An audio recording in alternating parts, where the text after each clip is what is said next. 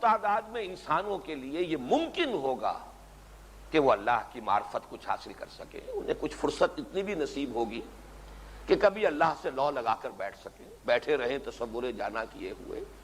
ان کے لیے یہ بھی ممکن ہوگا کہ رات میں کھڑے ہوں اور اپنے رب کو یاد کریں۔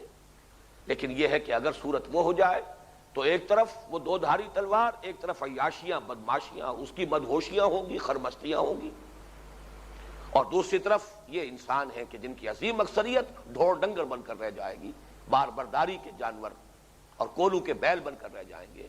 لہذا یہ تلوار دونوں طرف سے انسانوں کو کاٹ رہی ہے۔ جب تک وہ نظام عدل اجتماعی قائم نہ ہو اس وقت تک ممکن نہیں ہے کہ اکثر لوگ اللہ کے ساتھ کوئی لو لگا سکیں، اس کا کوئی معرفت اس کی حاصل کر سکیں، اور اس سے کوئی اونچا خیال ہی ان کے ذہنوں میں کبھی آ سکے۔ اس اعتبار سے یہ قسط، عدل انتہائی اہم ہے۔ ایک نکتہ اور عرض کرنا چاہتا ہوں اسی موضوع پر۔ عدل کے ساتھ ہماری اردو محاورے میں تو اکثر و بیشتر عدل و انصاف، انصاف کا لفظ آتا ہے۔ قرآن مجید میں عدل و قسط کا لفظ ہے، لیکن یہ کہ انصاف کے بارے میں آپ سے عرض کر دوں کہ اگرچہ عربی لفظ ہے، نصف کا لفظ جو ہے قرآن مجید میں 5 مرتبہ وارد ہوا ہے، نصفہ 2 مرتبہ وارد ہوا پانا، لیکن انصاف کا لفظ قرآن میں نہیں آیا، حالانکہ اردو میں سب سے زیادہ یہ مستعمل ہے۔ میں نے غور کیا تو یہ حقیقت نظر آئی کہ انصاف کے معنی ہوگا کسی چیز کو 2 برابر برابر نصف حصوں میں تقسیم کر دینا، اور ہر حال میں عدل کا تقاضا یہ نہیں ہوتا۔ عدل کا تقاضا تو یہ ہے کہ جس کی ضرورت زیادہ ہے اس سے زیادہ ملے، جس کی ضرورت کم ہے اس سے کم ملے، یہ ہے عدل کا تقاضا۔ لیکن انصاف کا مطلب تو نصف نصف کر دیجیے، برابر برابر کر دیجیے۔ اس اعتبار سے پورے قرآن میں انصاف کا لفظ نہیں آیا۔ عدل میں بھی ہے ایک، یہ اسے جو بھی کہیں ایک قباحت کا پہلو موجود ہے لفظ عدل میں۔ عدل کے معنی بھی ہے کسی شے کے برابر کر دینا۔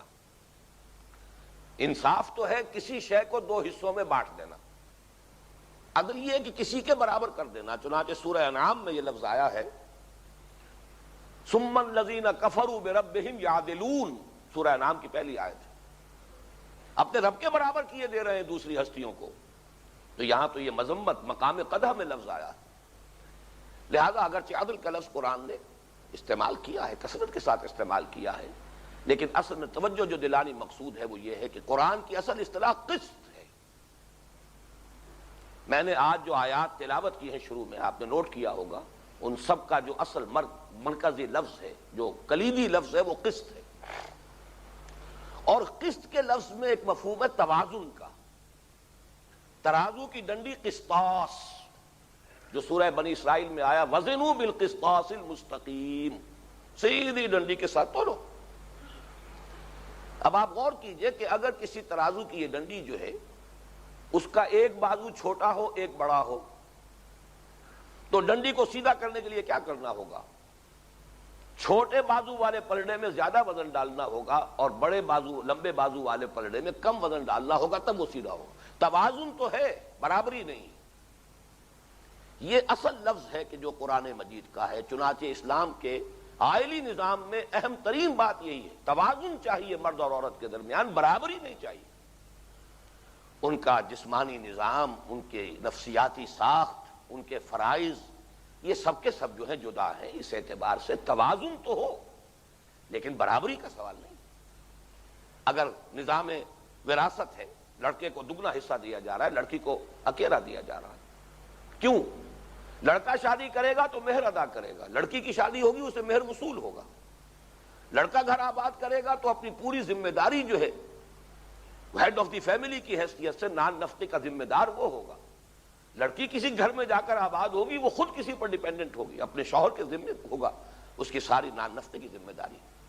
لہذا ان دونوں چیزوں کو سامنے رکھ کر قرآن مجید نے وہ اصول اختیار کیا۔ عورتوں کا ہر حال میں نصف ہے تقریباً، باپ کے مقابلے میں ماں کا حصہ وراثت میں، شوہر کے مقابلے میں بیوی کا حصہ وراثت میں، بیٹے کے مقابلے میں بیٹی کا حصہ وراثت میں، تو اصل لفظ قسط ہے۔ چنانچہ سورہ رحمان اور سورہ حدید، ان میں یہ نوٹ کر لیجئے کہ سورہ رحمان اور سورہ واقعہ یہ جو گروپ ہے 7 مکی صورتوں کا، ان میں سے آخری 2 صورتیں ہیں، اور اس کے بعد جو 10 مدنی صورتیں آ رہی ہیں ان میں پہلی سورہ حدید ہے۔ ان دونوں میں یہ لفظ آیا ہے بڑی اہمیت کے ساتھ، میزان اور قسط۔ چنانچہ ایک تو اس کائنات کا کاسمک بیلنس ہے، کائناتی توازن ہے، جو فرمایا گیا سورہ رحمان میں وَالسَّمَاءَ رَفَعَهَا وَوَضَعَ الْمِيزَانَ أَلَّا تَطْغَوْا فِي الْمِيزَانِ وَأَقِيمُوا الْوَزْنَ بِالْقِسْطِ وَلَا تُخْسِرُوا الْمِيزَانَ۔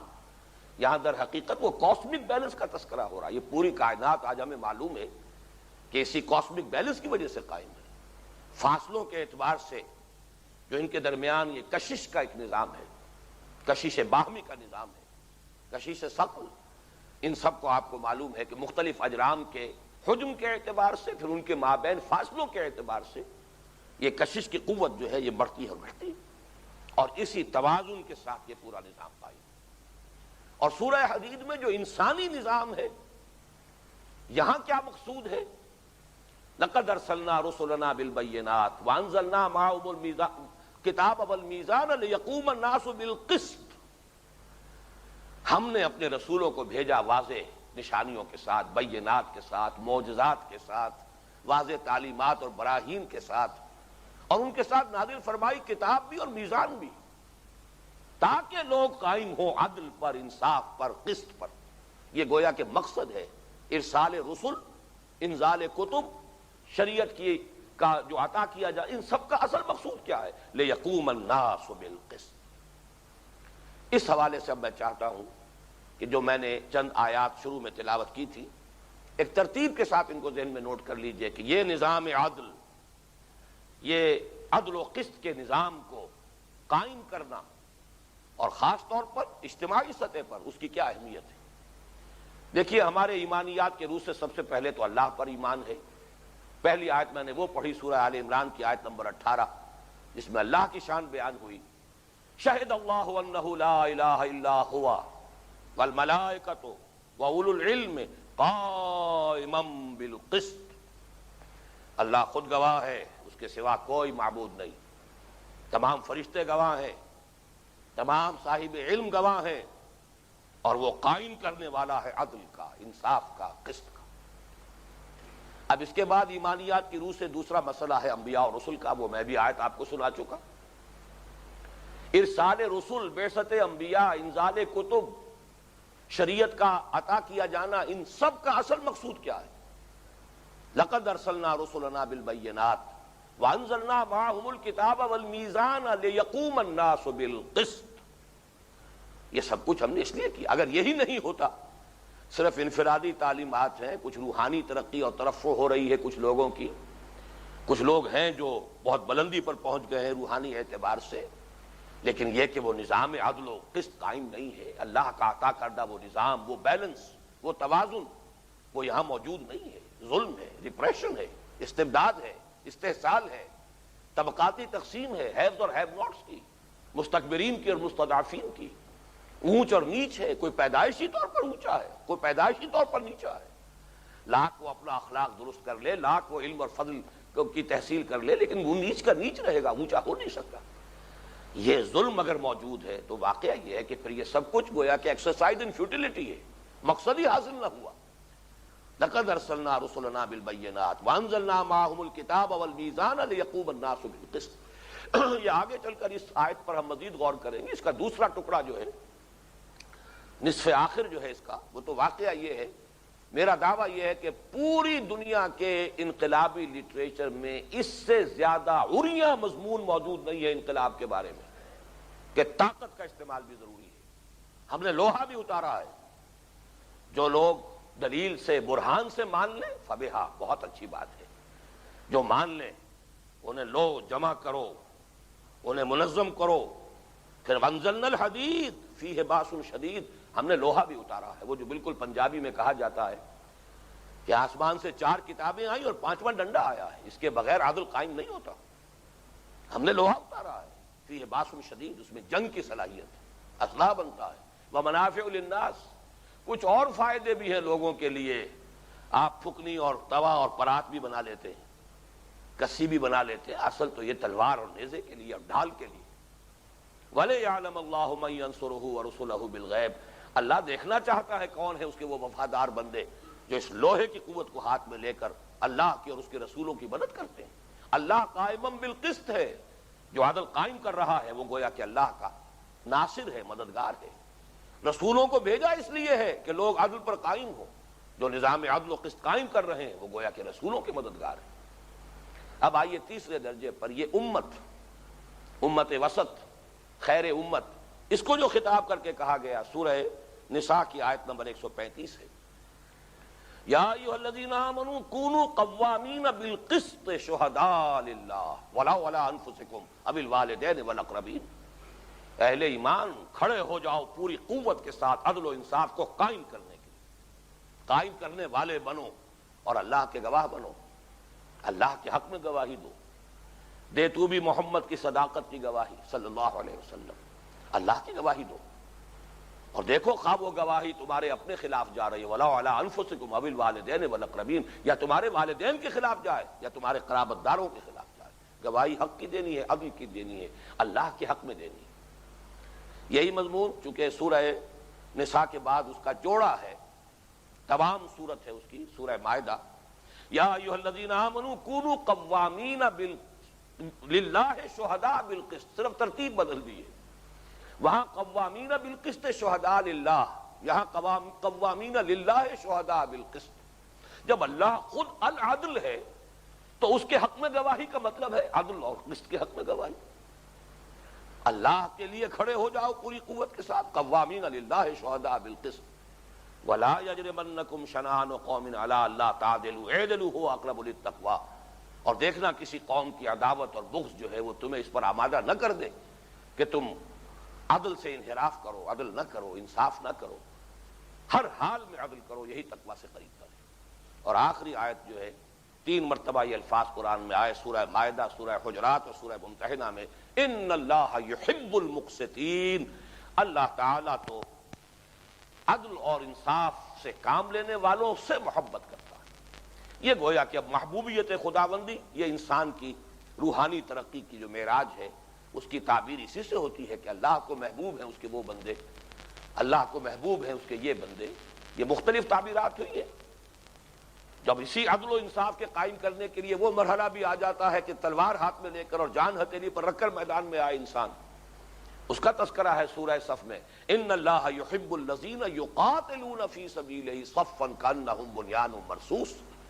اللہ کو تو محبوب ہے اپنے وہ بندے جو اس کی راہ میں جنگ کرتے ہیں صفے باندھ کر, گویا کہ سیسا پلائی ہوئی دیوار ہے. اور یہ جو فرمایا گیا قل ان کنتم تحبون اللہ فاتبعونی یحببکم اللہ, یہ بھی اسی اعتبار سے کہ حضور کا سب سے بڑا اسوہ تو یہی ہے. آپ کی پوری زندگی وحی کے آغاز سے لے کر اور حیات دنیاوی کے آخری سانس تک اسی کام میں تو لگی ہے, اللہ کے دین کی دعوت و تبلیغ اور اللہ کے دین کا غلبہ اور اس کی اقامت, اس نظام عدل و قسط کو قائم کرنا, لیقوم الناس بالقسط. اس کے لیے تن من دھن لگا دینا, زندگی کھپا دینا, یہی تو حضور کا اصل اسوہ ہے.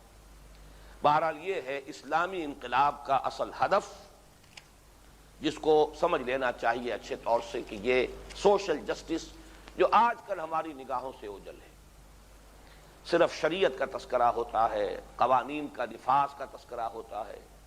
وہ کوئی آتا ہے جو اسلام کے نام کو ایکسپلائٹ کر کے اپنے دور حکومت کو طول دینا چاہتا ہے, الٹا سیدھا کچھ ادھر ادھر کے آرڈیننس نافذ کر کے اور اسلام کو بدنام کر کے چلا جاتا ہے.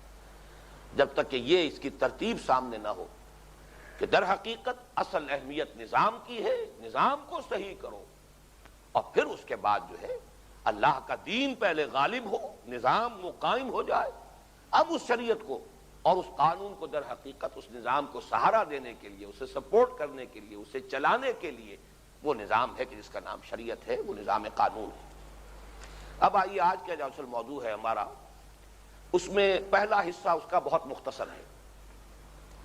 انقلابی عمل یا انقلابی جد و جہد کے مراحل و مدارج اور ان کے لوازم کے صحیح فہم کا واحد ذریعہ, واحد سورس سیرت النبی ہے صلی اللہ علیہ وسلم. یہ کس بنیاد پہ میں عرض کر رہا ہوں؟ کل ایک بات پورے طور سے واضح ہو چکی اور دشمنوں کی گواہیوں سے ثابت ہو چکی کہ تاریخ انسانی کا عظیم ترین، گمبھیر ترین، جامع ترین، کامل ترین، ہمہ جہت، ہمہ پہلو انقلاب وہ تھا جو محمد عربی صلی اللہ علیہ وسلم اور آپ کے جانثار صحابہ رضی اللہ تعالیٰ عنہم اجمعین کی جد و جہد کے نتیجے میں برپا ہوا۔ اب ایک دوسری بات اس میں ایڈ کر لیجئے، جیسے کہ صغرا اور کبرا ہوتا ہے منطق میں، صغرا اور کبرا سے پھر نتیجے نکلتے، وہ صغرا ہے، اب کبرا کیا ہے؟